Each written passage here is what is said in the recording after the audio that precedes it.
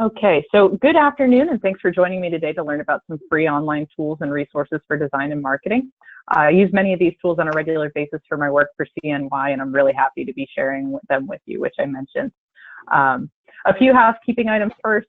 Since this session is being recorded, if you could keep yourself muted unless you're asking a question or offering a comment, it'll help cut down on background noise, and that'll be great.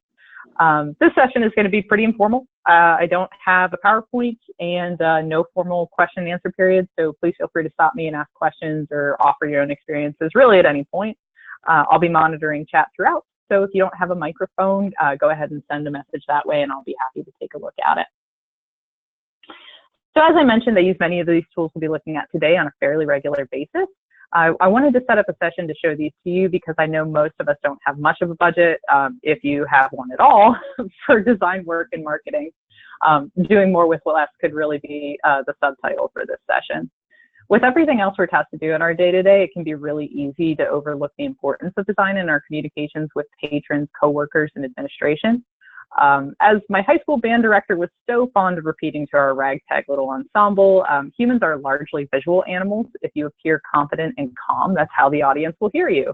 Now, I'm not sure if that's really how the audience felt because we didn't do exit polls, but now, jokes aside, good design can help us communicate many things very quickly and in ways that text just really can't. So full disclosure, I am not a graphic designer by trade, and I would never claim to be an expert on anything related to this. What I am offering you today is a user-to-user perspective of these resources. Everything I'm going to show today is either free to use or at least has a free version, though some will require you to create an account, which is fairly typical. So now there are many fabulous software suites out there for graphic design, and I am definitely not against paying for software by any means, but that's kind of hard to do when you don't have a budget. So just a caveat. I'm going to start off with some tools since we'll take most of our time to go through, and then I'll move on to some of the resources later on in the session. So again, please feel free to stop me at any point and ask questions or offer comments. And without further ado, I will share my screen and we'll get started with Canva.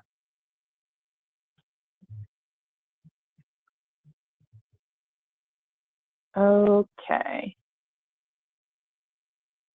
Alrighty, and Lori and Emily, can you see my screen okay? Excellent, great. Just wanted to be sure. Yep. Fabulous. Okay, so I'm going to start off with something you might already be familiar with, which is Canva. I find Canva to be very user and novice designer friendly, most days anyway. The fact that it has a lot of templates, including ones for nearly every social media platform, is something that I found incredibly helpful, especially having to take over doing social media work for ConnectNY. It saves me the time of having to look up dimensions of, say, like a Facebook banner or something. The drag and drop interface with alignment lines is also pretty fabulous. I'm pretty picky when it comes to alignment, so this is a huge plus for me. So going into some of my designs here, I've used Canva for a number of things: social media posts, flyers, banners, and a whole lot of CNY committee posters, which we'll take a look at more here in a second. As a side note, Canva does offer their own printing service, but I can't speak to the quality of that. I tend to design things in Canva and then get them printed through whichever printing service, Office Depot, Vistaprint, Uprint, etc., has the best deal at the time. So let me open up one of the things we did here for the committees for Collaboration Day this year.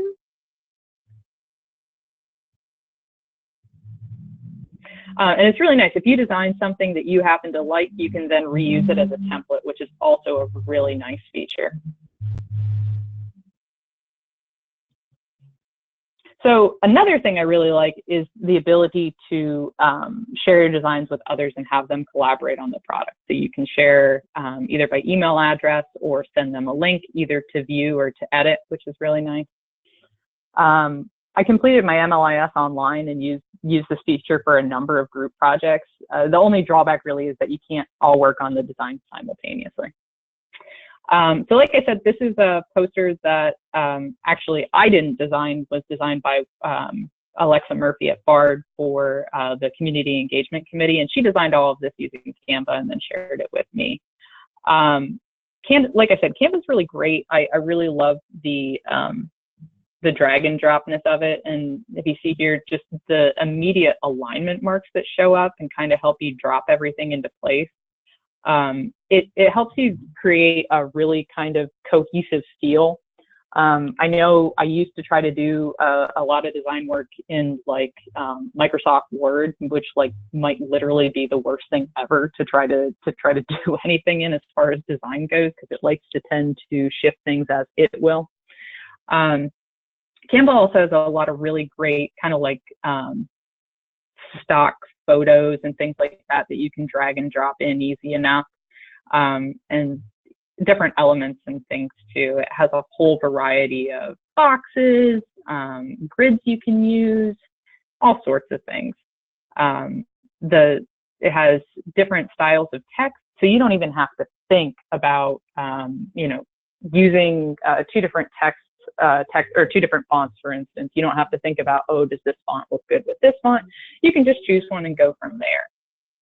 Actually, let's go ahead and just go home, and I'm going to do a new one real quick just to show you part of the process. So when you're creating a design, you can either enter custom dimensions by clicking in this box up here, or again, they have so many templates. Again, social media, documents, just all sorts of things. It's really, really rather fabulous. So since I mentioned it, let's go ahead and do a Facebook cover. Sure, Facebook cover page, why not?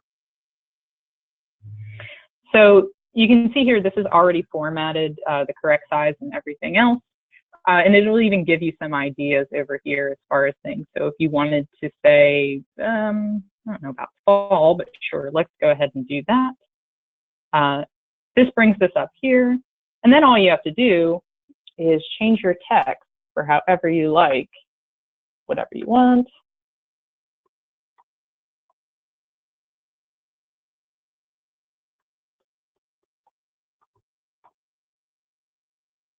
Again, it's really easy to create things in Canva that are really, they look good visually, and they don't require too much effort.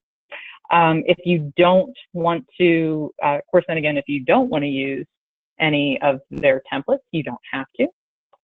Just go through and delete that. And you can drag in your own elements, however you want to do it, your own text. Like I was saying, let's try, sure, this one here. And again, it picks these font families for you that just work together really beautifully without having to think about it too much. You can drop in whatever background you want, and they have a lot of free ones that work pretty well.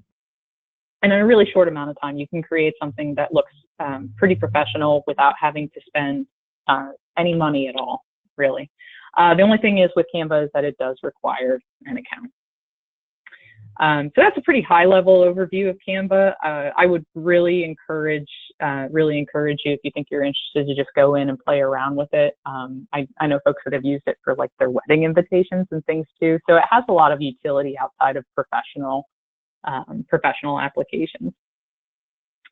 Just a couple other things here real quick is, one of the things I do really like about Canva is that it gives you a couple different options as far as how you're going to download this. So you can do it as a PNG, which is awesome, JPEG, which is a smaller file size, which is also great, and then two different types of PDF. And that is really handy. Of course, like I said, you can also share it directly. You can either give people links to edit or just view, and you can either send that, again, via that link or an email address. So again, very high level. But it has a lot of options, and again, the best way to learn these kind of things, I find, is to just play around with them. So the next tool I want to show you, once this loads, is called Pixlr. And you do not have to create an account to use Pixlr necessarily. So Pixlr has several different web apps, but the one I'm going to show you or focus on today is called Pixlr Editor, which is this one here.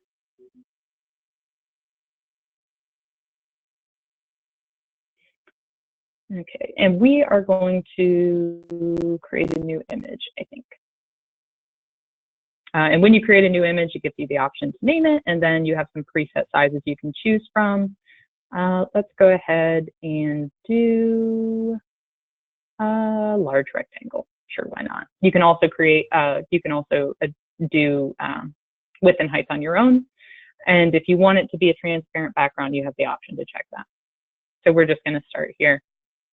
Pixlr is quite different than Canva, as it's a photo editing focused rather than design focused.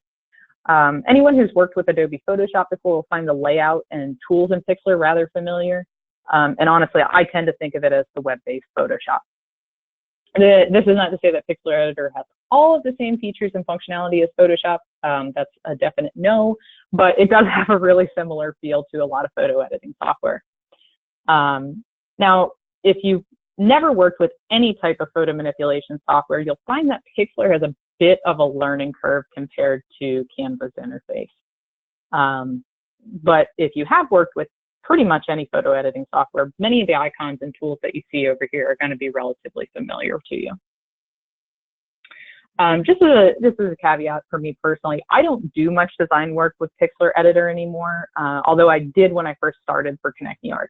I find that creating full designs, like a poster or even the Facebook banner that we just kind of worked on quickly in Canva, I find that the interface to do it with Pixlr is rather clunky. What I do use it for pretty regularly, though, is for editing photos, particularly stock photos from some of the resources I'll show you later on. Another unfortunate thing about Pixlr now, it didn't used to be this way, but is all the ads on the sides. If you have ad blocking extension on your browser, you'll still see the white boxes. You just won't see the ads here. And it will tell you to whitelist the page to allow ads, since that is how they make money. But again, when you don't have a budget, I guess ads are a small price to pay for free web ads. So you can either create images directly in Pixlr. For instance, you can do your typical brush tools, pencils, paint bucket, that sort of thing. So if you wanted to create a background, let's see, we're just going to go for here. And it does have a text box or a text feature.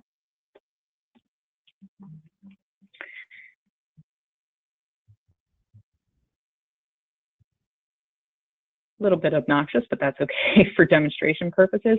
It does not, it has many, many text options, which is nice. However, I will say it doesn't have nearly as many fonts available to you as, say, something like Canva. But generally speaking, this does work pretty well if you need to do something that's pretty basic as far as creating that. Alternately, like I said, and what I tend to use this for more frequently is editing stock photos. So for instance, if I happen to like this photo, but I want to use a little bit of a different, I want to have a different color feel to it, I'll use Pixlr for that. Or even actually sometimes if I want to crop a specific portion of it, I will use Pixlr for that. So for instance, really easy way to do this as far as changing your color and all that sort of thing. It has a bunch of different options here which you can use. Alternately, you can go into these different things, and if you have a dark photo, bring up the brightness as you need to. I'm just gonna make the contrast really high just for fun. I'm going to, let's see, and let's invert the colors, why not? It also has a bunch of filters. If you're familiar with Instagram or anything like that, the filters aren't quite that easy to use, but you do have some ones that are basically just click and it'll do it for you. So let's go for this one in particular and select the amount we want. Sure, why not? And then what I'm going to go in to do is add another layer. So this is one of the really nice things about Pixlr. kind of got rid of my side thing over here. There should be something right about here where my mouse is that shows you your different layers that you have within it.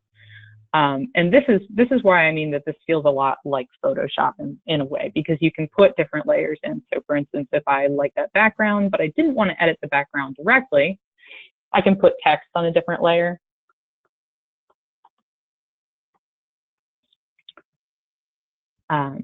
That way you have the option.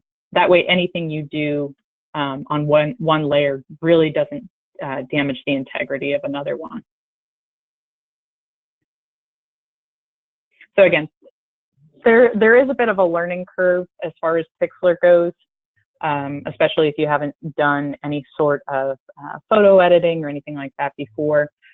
But if you play around with it for a while, again, which is basically my advice for any of these, is just take the time to play around with them if you see one that you think you're particularly interested in. If you play around with it, you can get used to it. Also, you can email me at any point if you start using something and you're really not sure how to do something you want to do. So when this, again, nice thing is you can create a login if you want to save your work online, or you can just use it without a login and you can save it down to your computer. This does offer a couple different formats that Canva does not, which is nice, again, because this is more of a robust, well, kind of robust image editing software. You can save, the other nice thing is too, is you can save it as what they call a PXD file, which is this layered pixel image. What that does is it preserves your layers. And again, this way you don't have to create an account, but if you want to come back and work on this at some point in the future, you can do that, and all of your layers that you've created will be there. It won't smush them down into one, so to speak, like it does for JPEG or a PNG. So I know I went through both Canva and Pixlr really, really quickly. Does anybody have any questions before I move on to anything, or have anything you'd like to see or like to see me demonstrate? No, I think that's good. Okay. All righty. Then I'll go ahead and continue on then. The only reason I'm kind of hurtling through all this is we do have a lot to cover, and I want to make sure I leave enough time. Okay, so the next thing I'm going to show you is Vector. Vector is another one. You do not have to create an account. However, you can create an account in order to save your work natively online. That way you don't have to download it. So Vector is a recent addition to my free graphic design toolbox, and I'm admittedly still learning my way around the software a bit. I'm relatively happy with it though.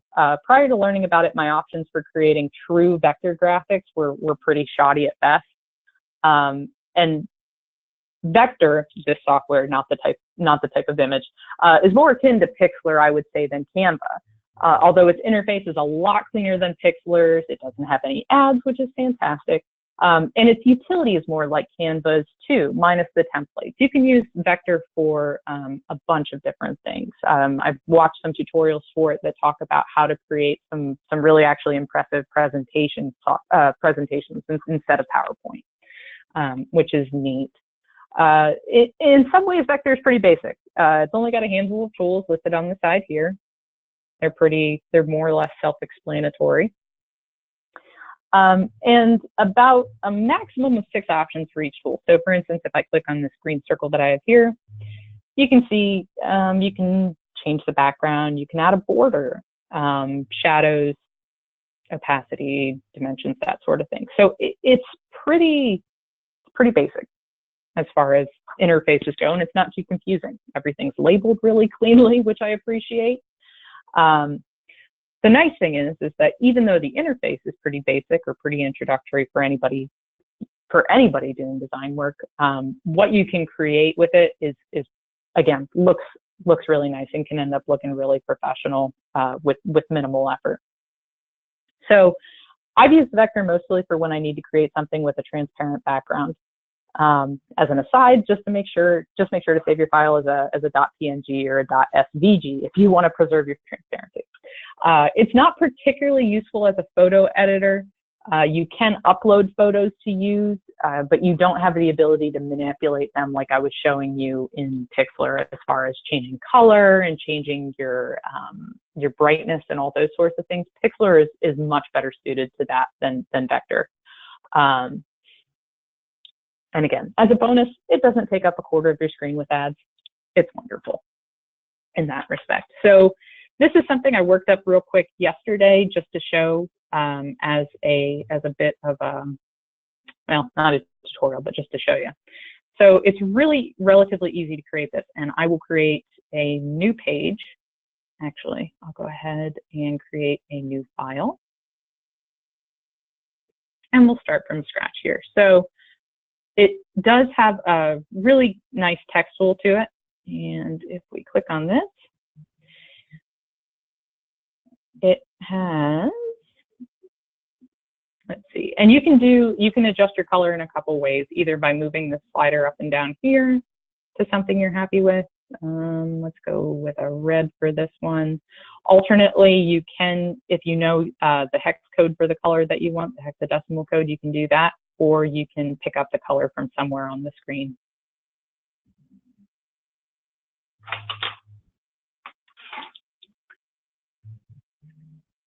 Alternately, it'll also accept RGB codes, which is really nice. In addition to color for text, and this is something that even though Pixlr has a text tool and Canva has a text tool, pretty much everything I'm going to show you has a text tool. This lets you do gradients in your text, which is actually pretty neat. Again, you can just drag and pick your color. Let's do something that shows this a bit better. Yeah. So you can drag and pick your color and change the font to something that we can actually see.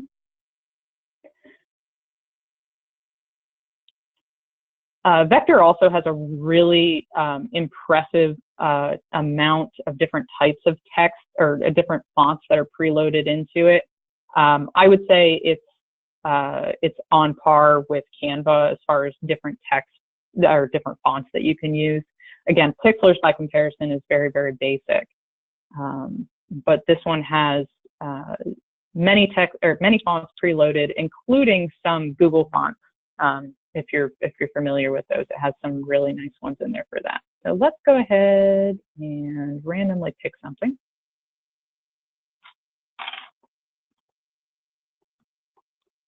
And you'll see here that the text changes color to let you know that this is the particular piece that you're editing. But when you click out of it, you'll get your gradient back. So this is really nice. And I think I also, just for kicks and giggles, I'm going to add some shadow to it, give it a little bit of depth. And you can change the color of your shadow and the opacity. So let's bring the opacity down, and I'm going to pick a different color. Let's say we're going to make it blue, which is a little hard to tell. There we go. And then you can also change how your shadow or where your shadow appears on the screen then, or behind your letters, I should say.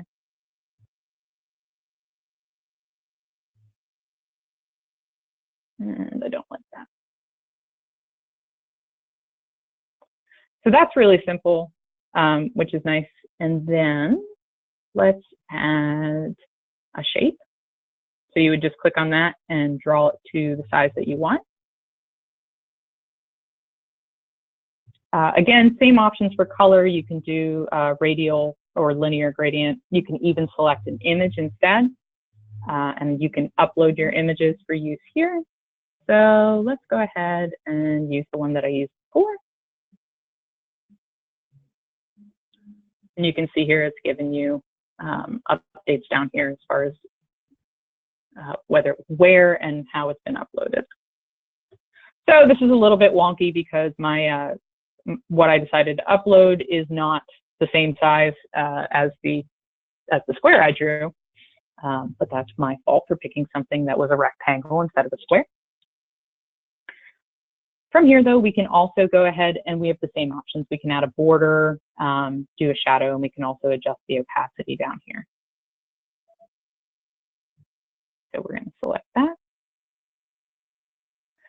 Another nice thing is instead of looking over here as far as to get your different layers of this back and forth, your options to flip your image or your box, your circle, whatever you may have, is right here.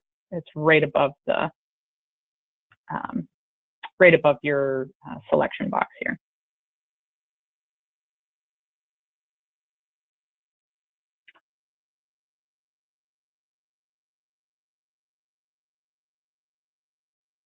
And again, this is just a really simple a really simple demo as far as what you can do. It doesn't look particularly great. It's a little bit difficult to read, but your basic abilities for vector I did kind of cover here. It's I do really like it, and again, part of it is because you can save a transparent background. So you can make watermarks, which is really nice, or if you wanted to create perhaps maybe an image for on your institution's website or something like that, or for a, I'm thinking spring share. Yep, you know what I mean. A LibGuide, there it is. Oh gosh, I'm so glad it's Thursday. So if you wanted to create something to include on a LibGuide and you didn't want it to show up with like this big ugly white box around whatever image you wanted to create, this is really perfect for that because it'll just show you the image with that transparent background to let whatever your background might be for your LibGuide or what have you come through. Again, pretty basic, but it is really a nice tool, I think. And then when you go to, if you don't have an account, for instance, I didn't create an account to save my work online, to get it to come to your computer, you would go to export. This will show you what it looks like. In this case, you can see it does have a transparent background. And you can either send this as a URL then, or you can download it directly.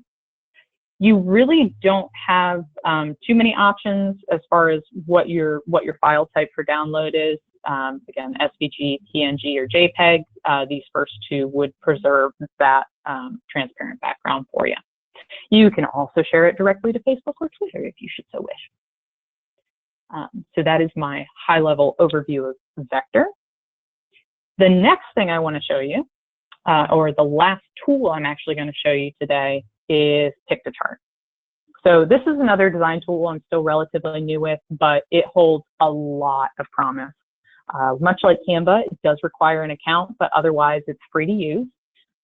You may know Pictochart or may have heard of Pictochart as the infographic creator, or at least that's how I became familiar with it. But it does infographics and so much more. Pictochart has a lot of similarities to Canva, including its interface and a whole boatload of templates, which I'll show you here in a second. One thing I do think Pictochart does better than Canva, and it should, considering that's what it's billed as, is graphs and charts. Beyond infographics and reports, Pictochart also provides templates for presentations and posters, which is another nice feature. It's more of a sufficiently flexible software as opposed to something that's really just rigidly for infographics. So let's go ahead and take a look at some of these templates.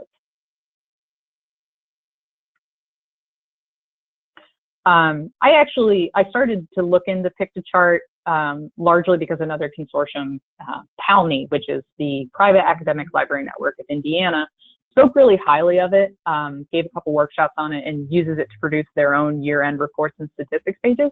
I'm really hoping to start producing a lot of our ConnectNY reports in an infographic type format. That way you can share them with your administration and that sort of thing in a really easy to digest format. But I digress. Anyway, they have a lot of templates, and one of the things about Pictochart is their templates are really updated on a regular basis. They add new ones on I think a weekly basis. They have a community that adds them weekly, which is really fantastic. Or instead of, could just search for templates too. So let's go for a marketing newsletter. Sure, let's see how this goes. And I like this one. So you can either once you see a template, you can either preview the whole thing. For instance, you can see this one's a rather tall, narrow one, and then, or you can just use it directly.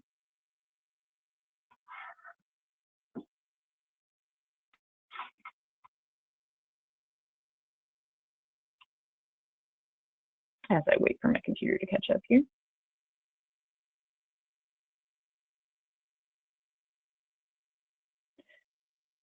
So you can see here, this would actually, if you were going to go to print this, it would be 2 pages, which is good to know. That's something that the template preview doesn't actually show you terribly well. But as you'll notice, this kind of looks and feels a lot like Canva, right? At least in a similar, your menus over on this side, you can close it to increase your screen size. And then it has a lot of the same kind of tools and things that you can use. So for instance, if we wanted to grab a background, and like Canva, they have a whole bunch of free ones. I like this one. You can actually just drag and drop, which is nice, and it'll populate where the background shows through. So that's pretty great. You don't have to worry about positioning your background. It kind of automatically does it for you per page. So for instance, if you wanted to use the same background, we'd have to go back and drag it onto your second page. But aside from that, that's fairly easy. Something else we can do here is change our color. And again, kind of like Canva, you can see you have most of your options up here above your working zone. So let's go ahead and change this color. And this, again, this accepts hex codes, much like Pixlr and Vector and Canva. I promise this will become relevant. The fact that I keep pointing out the hex codes will become more relevant in a moment. You can add colors, or you can select one in particular. So I think we're going to go with that here. And same thing, except let's turn the opacity down on this just for fun. And we'll pick a different color here.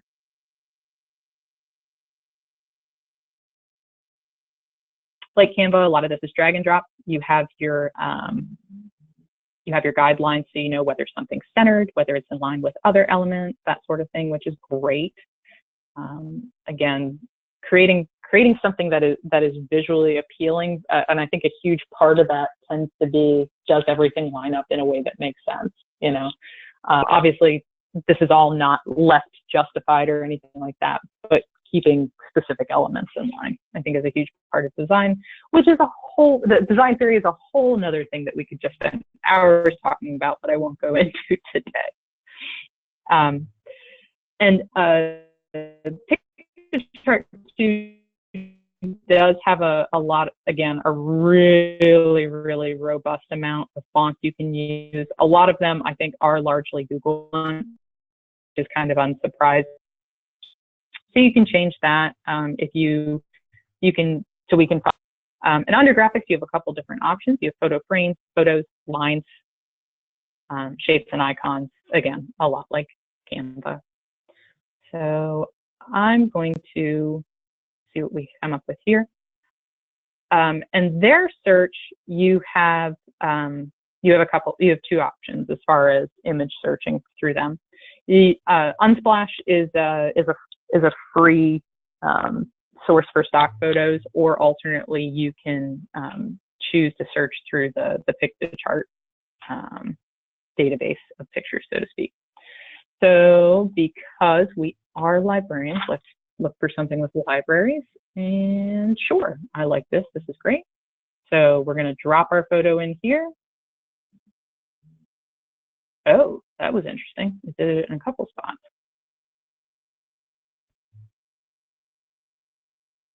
There we go. Ooh. Again, still a bit of a learning curve for me on this one, but it is really easy, and I actually really like a lot of the layouts they have for infographics. if we do start doing the infographics more for Connect New York, I would tend to use the templates probably, I think, instead of reinventing the wheel. That's why they're there, and there are a lot of them. So of course, you can always start from scratch. So there are a couple features that are locked down on the free version of Piktochart. One of them happens to be creating your own color scheme. And another one is, if you go to download, you really only have the option to download your creation as a PNG. It's not a huge issue because .png files are full photo files there, I should say. They're full color, all that sort of thing. They're not lesser, kind of like JPEGs. Sorry, that's a really kind of wonky way to explain that. But it's not a huge deal. But for me, if I was creating an infographic, I would be more inclined to share it out with people as a PDF as opposed to an image file. And it's just a personal choice kind of thing, and there are plenty of ways to get around the fact that you can only download it as a PNG. But that is something that's kind of mildly annoying. But then again, you pay what you get for, and since we're not paying anything, not a bad option. Could definitely be worse. You also have the option to share. Now, the only thing is I think that you can only share these. You can only share them to be viewed. I don't know if you can do group editing, kind of like you can with Canva. Not 100% certain about that. So that's a bit of a bummer too. Let's see here. And of course, you do have the option to upload your own photos. Since you do have to create an account for Piktochart, it allows you about 40 megabytes of space that you can upload your own photos. And I'm not sure if then you have to delete them or if you have to pay to get more storage.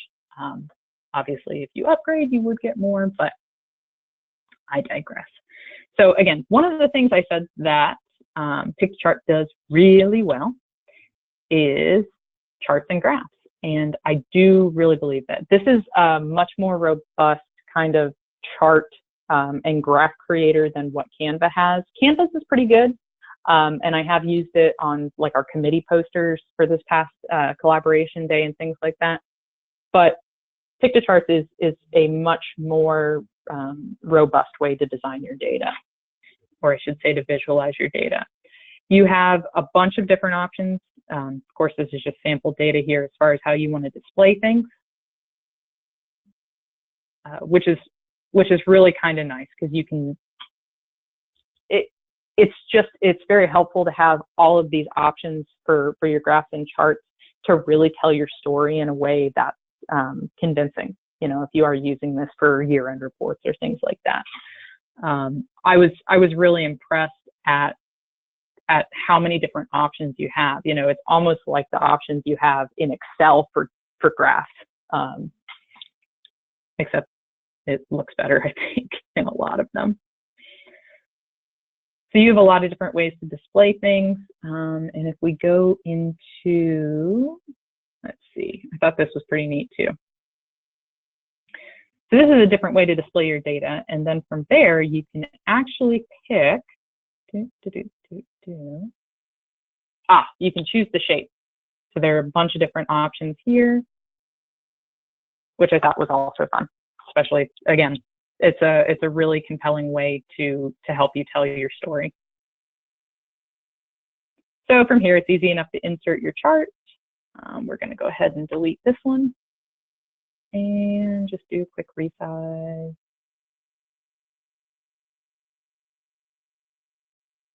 There we go.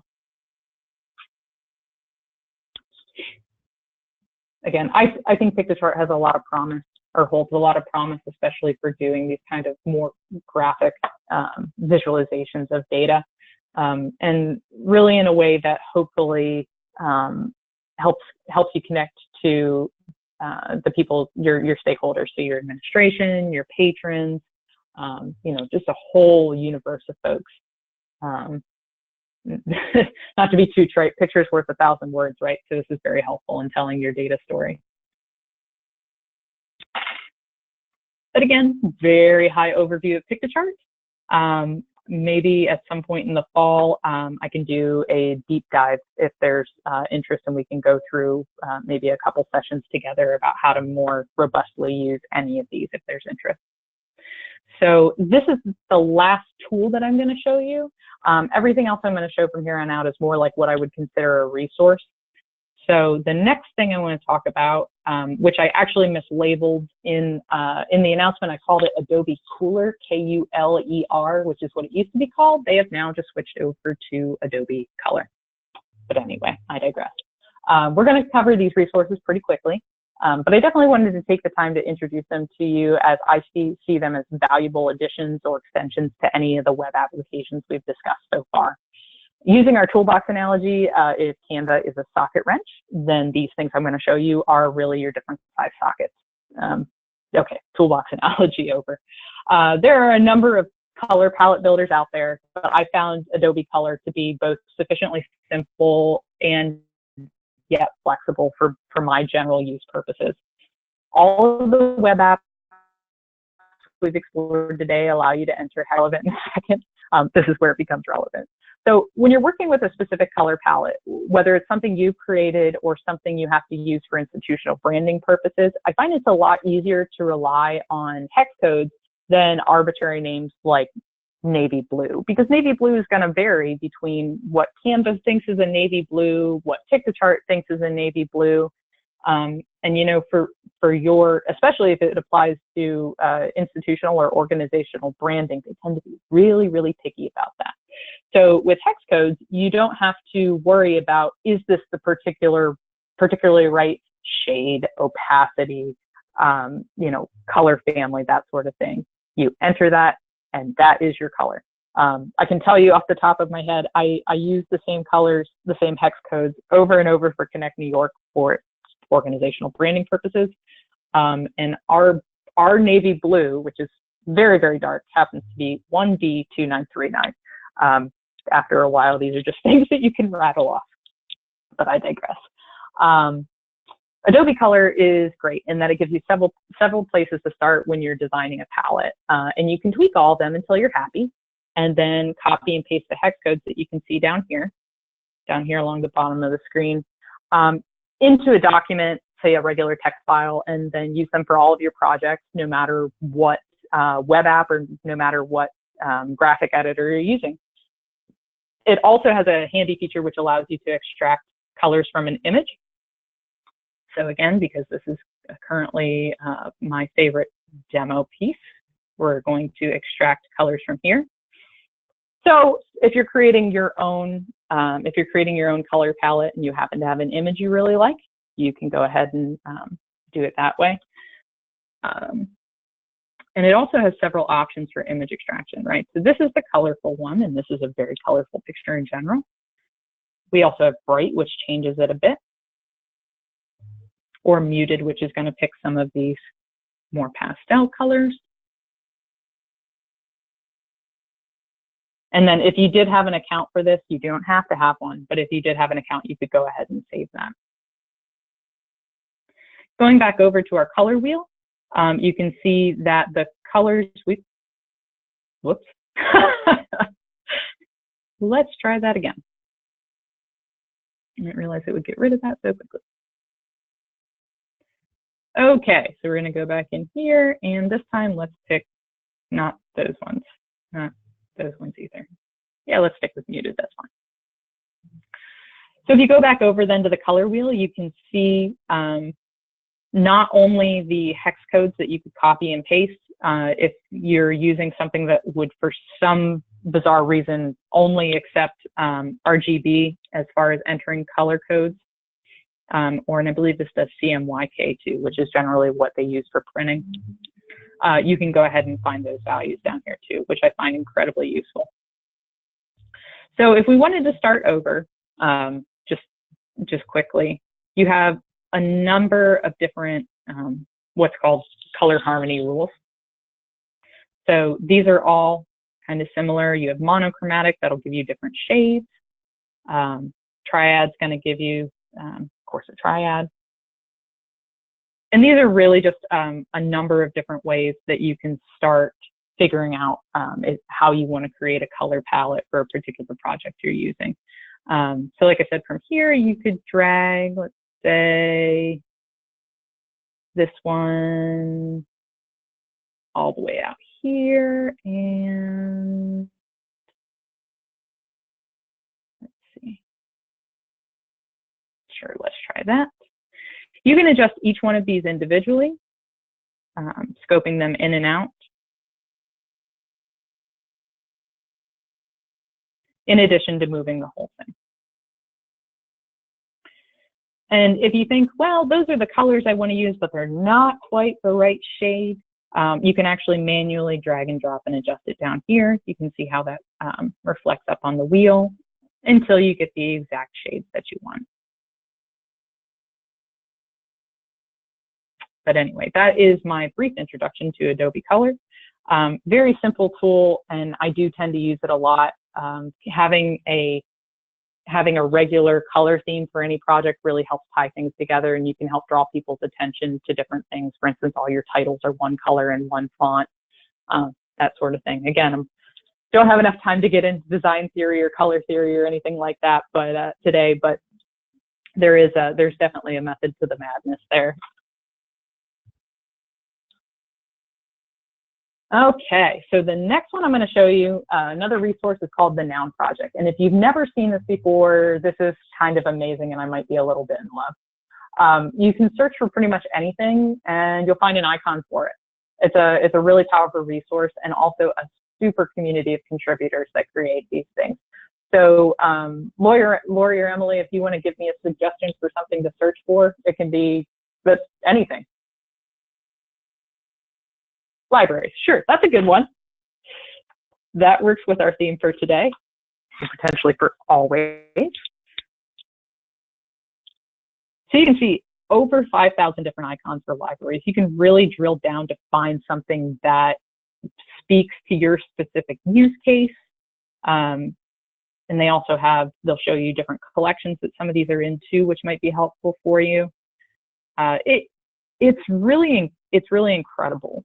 One of the things that I really do love about the Noun Project is this community of contributors, because it kind of, you get, instead of having, like Microsoft Word's interpretation of what a library is, you have over 5,000 options for what somebody thinks a library is. It really gives you a wider universe of things to look at, and again, drill down and find that thing that is perfect for your use context. I am constantly amazed, and because it's a pretty large community of contributors, things are updated on a really regular basis. So I am going to pick, let's pick something.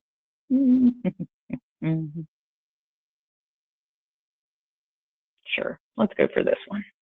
I mean, we do more than books, but that's what people think. So you have two options once you find an icon that you like.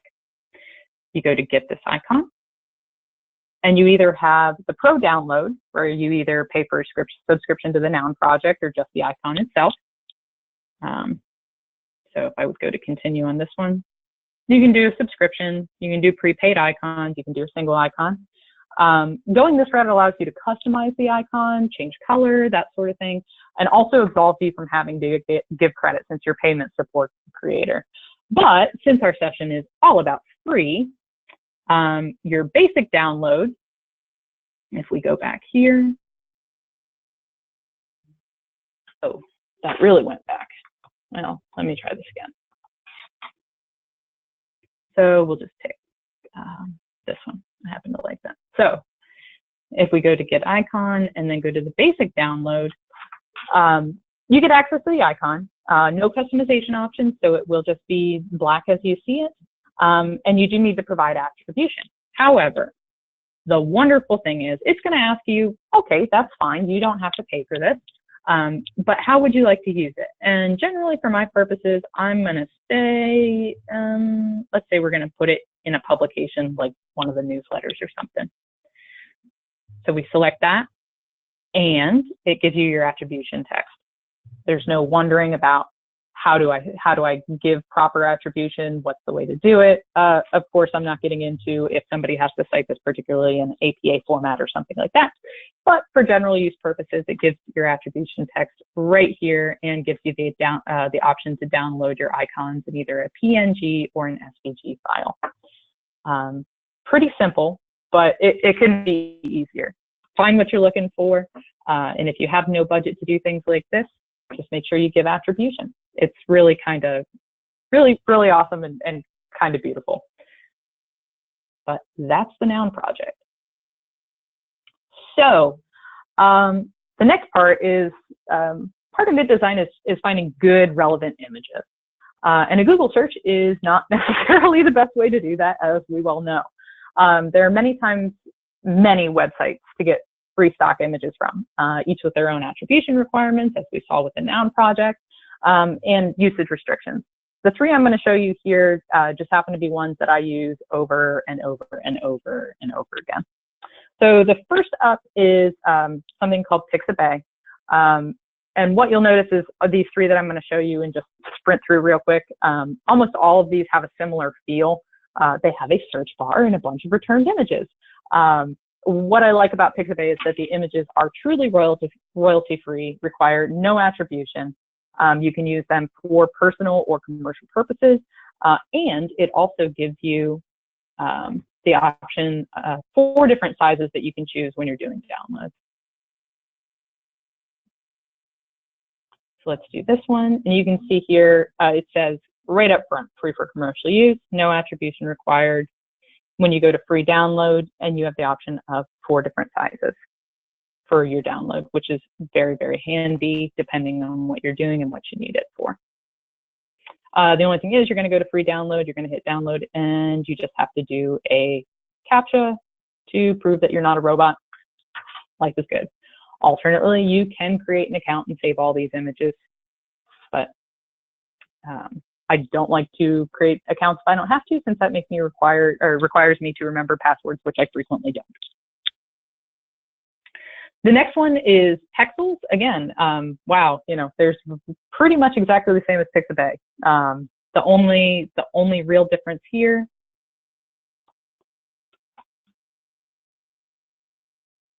is the content that gets turned up, which is the reason that I have 3 of these that I cycle through, because sometimes I just don't find the right thing that I like in one of them. So I have to go through a couple and try to find, that perfect, beautiful, relevant image to what I'm talking about. The other difference with Pexels is that it gives you the option to do custom sizing in addition to these 4 options that are just like Pixabay's options. The last stock photo one I'm going to show you is StockSnap. And this is another rinse, wash, repeat kind of deal as far as interface, but why reinvent the stock photo searching wheel, right? It's a search bar and a bunch of photos. StockSnap's photos are all CC0, meaning they're free to use without attribution for personal or commercial purposes, just like Pixabay and like Pexels. My only point of contention with StockSnap is that, you'll see here in a minute, the first thing that comes up here are these Shutterstock images, which you do have to pay for before it loads anything else. Oh, actually, if it loads anything else, what a bummer. Oh, 0 results. Okay, let's try this one instead. Ah, okay. So couple points of contention. Their photo database does not seem to be as large as Pixabay or Pexels, but sometimes they do have really interesting things. The first thing that they list are those Shutterstock photos, which if you click on them, those are not free to use. They will try to take you to Shutterstock and have you purchase them. What a bummer. And my other point of contention is if you go to free download, it's just going to download whatever the original size of this picture is. Not a huge deal because all of the web apps we ran through today allow you to resize images within them. But at the same time, that's my tiny point of contention. The absolute very last thing I'm going to show you today, and then I'm happy to answer questions or anything like that, is something called the Toptal colorblind filter. And there are a number of resources online for testing your creations, websites specifically, or any web materials for accessibility. But this one is really free and easy to use. Toptal is not a web accessibility checker. I just want to underscore that. If you're looking for something more like that, especially when it comes to things you're putting online, so maybe your LibGuides and stuff like that, I would suggest running it through something called WebAIM, which I'll provide a link to when I send out the follow-up email to this session. So Toptal, again, not a web accessibility checker. It merely allows you to view websites or anything with a link, really, through 4 of the most common types of color blindness. It's not robust. It won't tell you if colors are too close in hue. It won't offer you suggestions for corrections, but it is pretty good for quickly checking if something online is viewable by somebody who has some form of color blindness. So for instance, I'm going to show you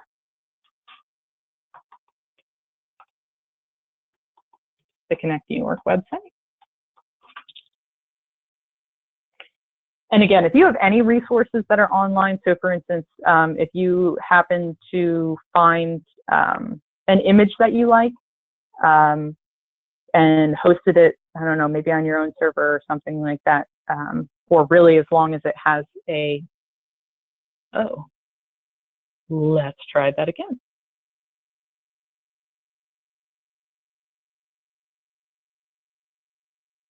Or maybe not. Okay, let's try the one I copied then.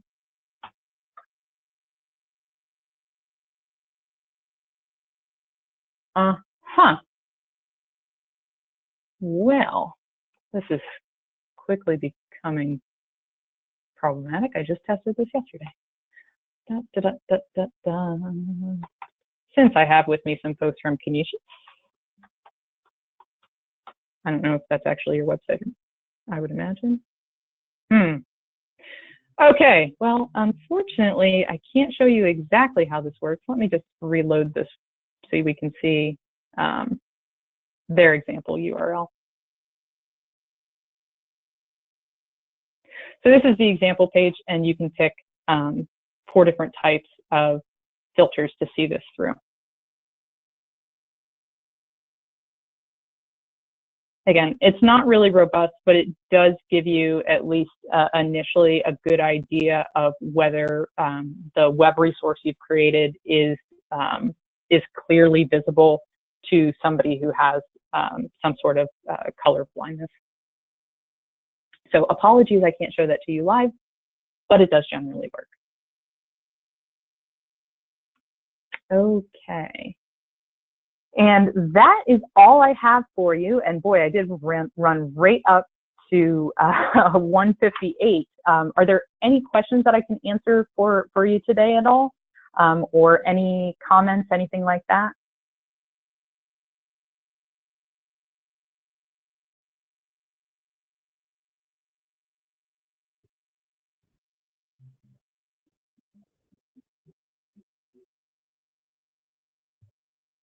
Okay, yep, an SVG, sure thing. Lori asked, what is the SVG? So an SVG is a type of image file, and I think it's something vector graphic. Let me double check, because I'm not sure what exactly. Scalable vector graphic, there you go.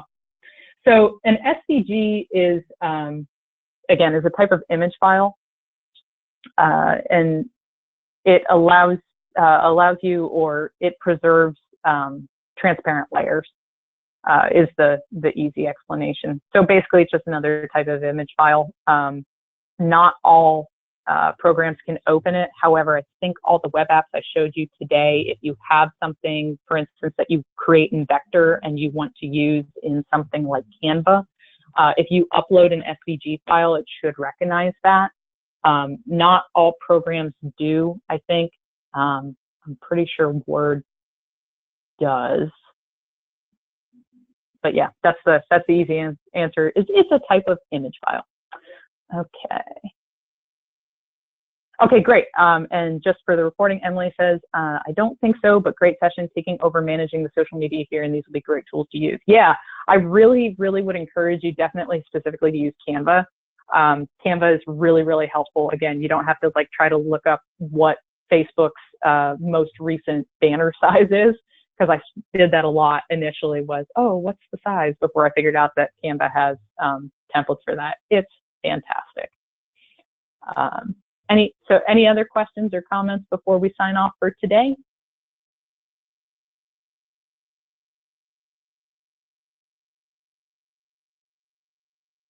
Excellent.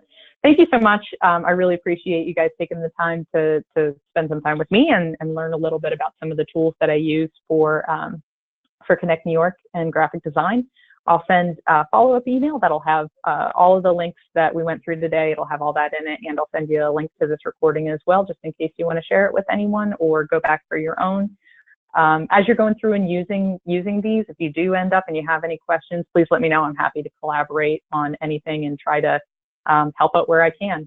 So thanks a bunch. I hope you guys have a really great Thursday, and hopefully we'll be talking to you soon.